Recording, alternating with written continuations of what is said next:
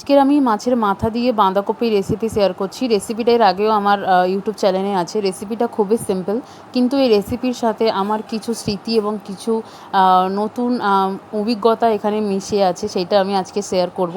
ক্লিপটা অনেক দিন আগেরই, প্রায় না করে হলেও 20-25 দিন হবে। আমি ক্লিপটা শেয়ার করতে টাইম হতো না বা এডিট করার টাইম ছিল না।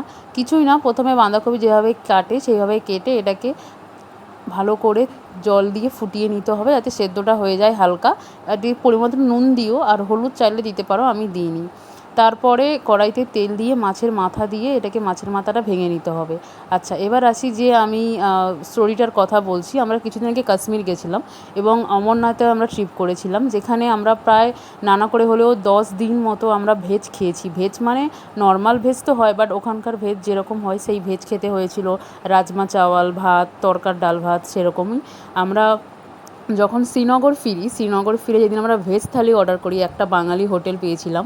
সেই বাঙালি হোটেলে ভেজ থালির মধ্যে আমরা এই অদ্ভুত খাবার খুঁজে পেয়েছিলাম বাঙালিয়ানা। সেটা হচ্ছে গিয়ে মাছের মাথা দিয়ে বাঁধাকপি ছিল, যেটা ভেজ থালিটাকে ভেজ আর রাখেনি, বাট সবাই তৃপ্তি করে চেটেপুটে আমরা খেয়েছিলাম। আচ্ছা, এবার আসি আমি রেসিপিতে। কিছুই না, মাছটা ভাজা ভাজা হয়ে গেলে কড়াইতে গোটা জিরে দিয়ে তারপরে মাছের মাথা দিয়ে দিলাম। তারপর মাছের মাথাতে এখানে আলু দিয়েছি। আলু দেওয়ার পর টমেটো, পেঁয়াজ কুচি দিয়ে সব রকম বেসিক মশলা, জিরে, ধনে, লঙ্কা সব দিয়ে এটাকে কষিয়ে নিয়েছি। কষিয়ে নেওয়ার পর বাঁধাকপিটা দিয়ে দিলাম। বাঁধাকপিটা দিয়ে এটাকে ভালোভাবে কষিয়ে নিতে হবে হালকা আঁচে।